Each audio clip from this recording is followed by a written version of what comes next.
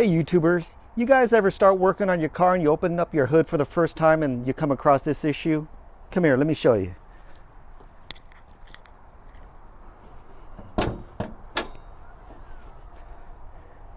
What the hell? Or even this.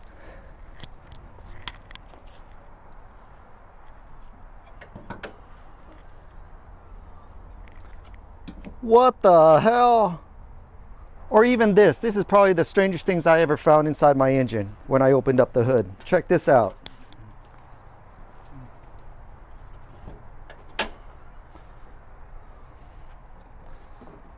What the hell? So the reason why I'm telling you all this is because I work on my car a lot. I work on my truck on a weekly basis, and I bring a lot of tools into the engine compartment, and not all of them always get off the truck when I'm done. So a week later when I open up my hood, God damn it, Winston, I'm trying to make a video. So when I'm done working on my car and I come back the following week to open up my hood, I find tools in here. So, and that's my bad. That's my bad. I become very complacent sometimes. So in order to solve that problem, I have to think of ways where I can work on my vehicle without having to bring tools onto the truck itself. So how do you go about doing that? So first, I find out what I connect and disconnect often when I work on my engine. And one of these components is the battery itself. I disconnect the batteries and reconnect the batteries all the time, especially when I work on electrical components. The specs calls out to disconnect your battery before working on certain components inside your vehicle. So in order to do that, I always have to use a 12 millimeter and 10 millimeter to disconnect my battery. So today we're going to solve that problem, and let me show you a product I found that is going to help us out with this issue.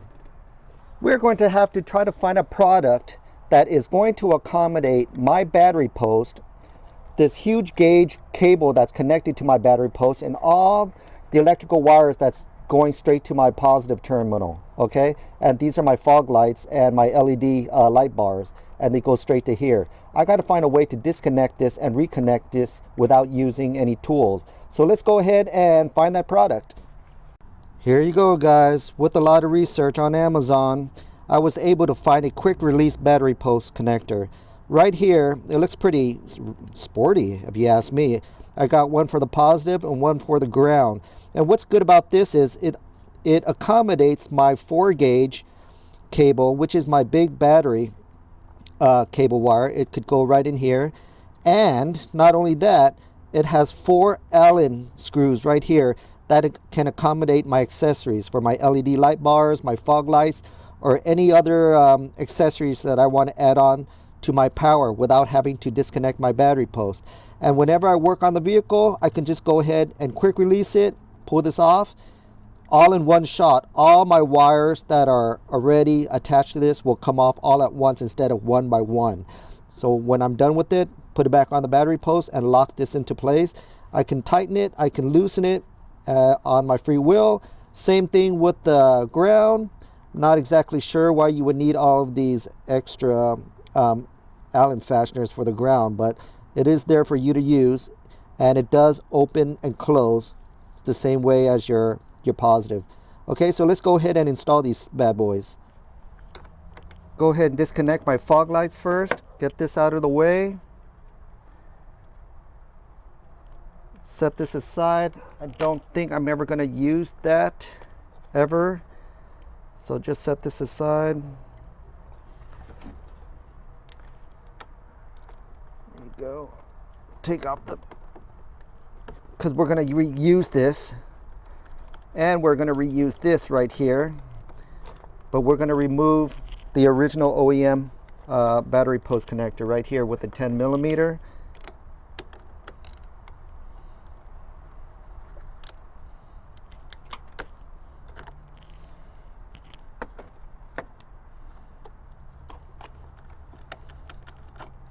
There you go. Now we're going to angle this in such a way that it's going to help us lock this into place without it bumping into any other piece. Okay, so we got to accommodate this ground post right here at a weird angle, so we're going to have to figure out an angle that's going to work out. So what I did, you guys, and I didn't show this on the video, is this battery bracket right here has two prongs that face down. When it faces down, it's going to hit the copper metal piece right here, and I don't want it to hit. In order to do that, I had to take a pair of pliers and I had to bend it up, and when you bend it up, it breaks off really easily. Now it can go right on. Now I can go ahead and place all these back on here without any further issue. So what I did was, instead of placing it on this screw right here, I'm placing it on the top post, only because it accommodates this battery cable right here, its weird angle. Let's go ahead and tie it in. Don't forget to put your fuzzy washer on there for corrosion resistance. Now we're going to go ahead and lock this into place. We're going to find that happy medium in order for this to lock into place. It's got to be a tight fit, okay? So we're going to keep turning this knob right here until we can get a pretty good tight lock. It's got to be in a good position. You want this to be in the right angle. You want it to go straight across this way instead of pointing up or down. Just like that. Look at that. That shit ain't going nowhere, man. It's pretty tight. Now we have to accommodate these power lines right here that goes to my LED light bar and my my fog lights. Okay, so now we're gonna have to find one of these posts that's gonna fit. I can use the original post that hooked up the battery, or I could use these other ones right here.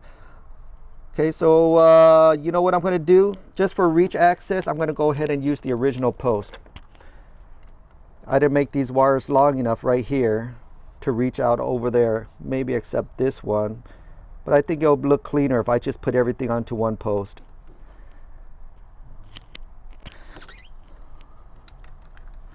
The kit did not come with an extra washer. I had to use my own washer right here to gain better surface space because of my power loop right here is a big round loop right here. I need to cover, so I'm going to put an extra washer right there in order to get more contact. Make sure you don't cross thread anything, and if you do, you got 3 other Allen fasteners you can play around with. Right here, I'm going to go ahead and put both of my power cables on here. I don't have to worry about this ever getting loose, only because there's plenty of thread to play with, so I'm not worried. Let's lock this into place. Make sure your battery post is tight, even on your ground. Now let's go ahead and take a step back and look at what it looks like. Okay, let me clean all this up a little bit, and maybe I can show you guys. All right, guys. Here is the final product right here. All I needed was a 10mm and a 12mm to do the whole entire job, and an extra set of Allen key that came with the kit itself, so I didn't have to purchase this.